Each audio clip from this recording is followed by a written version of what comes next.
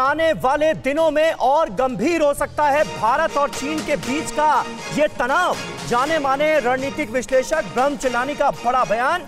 समूचे हिंद प्रशांत में हिमालय का क्षेत्र यानी भारत चीन बॉर्डर का इलाका सबसे खतरनाक बन गया है, ये उनकी एनालिसिस है। 17 महीने बाद भारत का भी संयम टूट रहा है। बातचीत के बहाने जमीन कब्जा करने में जुटा है चीन, ये कहा है ब्रह्म चिलानी। तो आने वाले दिनों में ये संकट जो है ये और ज्यादा गंभीर होगा, तनाव जो है वो चरम पर पहुंचेगा, इसकी आशंका जताई जा रही है। अब आखिर आने वाले वक्त में चीन करने क्या वाला है, आखिर चीन की परेशानी क्या है, ये जरा हम आपको बताते हैं। जिनपिंग के साथ दर्द जरा समझ लिए जाएं। एलएसी पर भारत जैसे को तैसा वाला जवाब दे रहा है। टिट फॉर टैट की पॉलिसी अपना ली है भारत ने और यही बात नागवार गुजर रही है चीन को। लेकिन यह जरूरी है, भारत का राजनीतिक नेतृत्व सीमा को लेकर समझौते के लिए किसी भी तरह तैयार नहीं है। 1 इंच पर भी अगर बुरी नजर डाली तो अंजाम भुगतना होगा, यह मैसेज दे दिया गया है हिंदुस्तान की तरफ से। अमेरिका समेत तमाम बड़े देश आज की तारीख में भारत के साथ खड़े हुए नजर आ रहे हैं और भारत की नीतियों और भारत की पॉलिसीज का समर्थन कर रहे हैं। इससे भी मिर्ची लग रही है चीन को।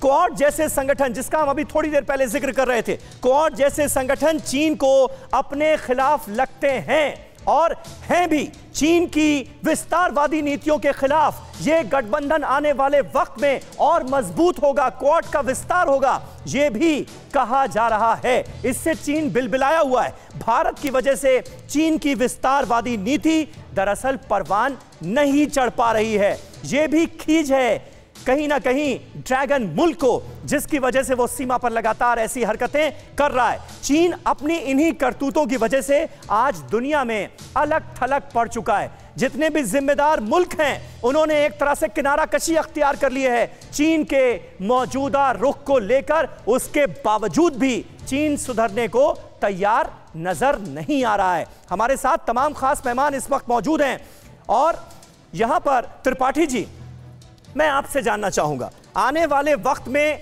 चीन क्या चाहता है। बहुत हद तक उसकी करतूतें बताती हुई नजर आ रही हैं। एक तरफ क्वाड का विस्तार, चीन की विस्तारवादी नीतियों को लगातार जवाब देना, क्या स्थिति और गंभीर होगी आने वाले वक्त में या चीन कुछ समझौता करेगा, आसार क्या नजर आते हैं?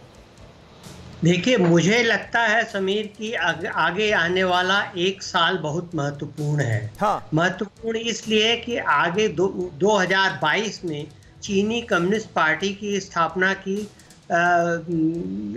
की शताब्दी मनाई जा रही है, मनाई जाएगी।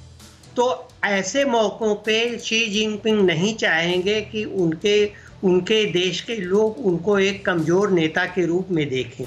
इसलिए ये सारा कुछ इसीलिए है कि चीन और उसके मुखपृष्ठ भी सब यही दिखाते रहे कि चीन बहुत तैयार है, चीन सही है और चीन इस नेतृत्व में बहुत आगे बढ़ रहा है।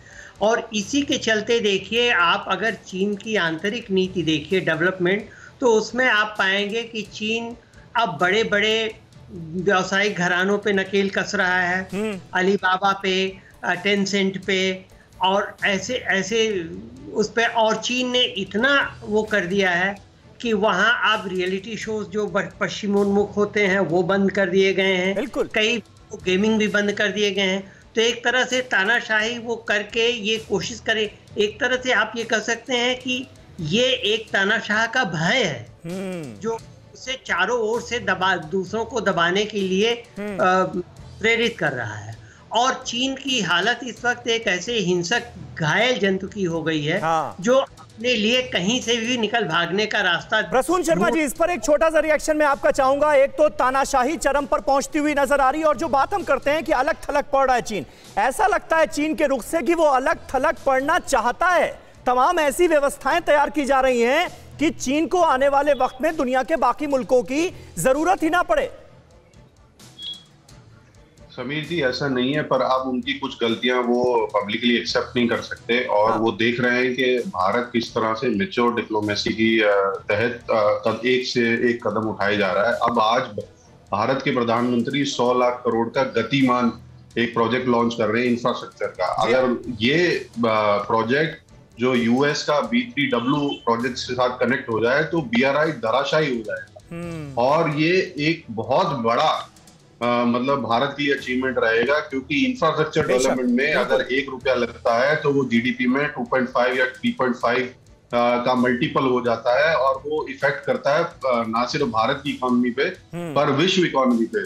तो ये जो ऑल्टरनेटिव ऑफ चाइना बनने के तहत जो भारत ठोस कदम उठा रहा है, और एक जो डेमोक्रेसी वर्सेस एटरोक्रेसी का जो नैरेटिव चल रहा है, जैसे हमारे प्रधानमंत्री ने UN में कहा, democracy can deliver, democracy has delivered. So जो एयर इंडिया का जो एक महत्वपूर्ण डिसीजन भारत सरकार ने लेके दिखाया है, दूसरी ओर चाइना, जैसे त्रिपाठी जी बोल रहे थे, वो बिजनेस घरानों पे प्रेशर डाल रहा है, उनको निस्तो नाबूद कर रहा है, और इस तरफ भारत एनवायरमेंटल बना रहा है ऐसा कि डिसइन्वेस्टमेंट हो, बाहर के लोग आए और उनके लिए सहूलतें क्रिएट किया जाए, जैसे वोडाफोन का बिल्कुल सही बात आपने, और गति शक्ति योजना का आपने जिक्र किया, और इस वक्त देश इंतजार कर रहा है क्योंकि बहुत ही कम वक्त भी बचा है। प्रधानमंत्री नरेंद्र मोदी का ये ड्रीम प्रोजेक्ट है और गेम चेंजर माना जा रहा है इसे।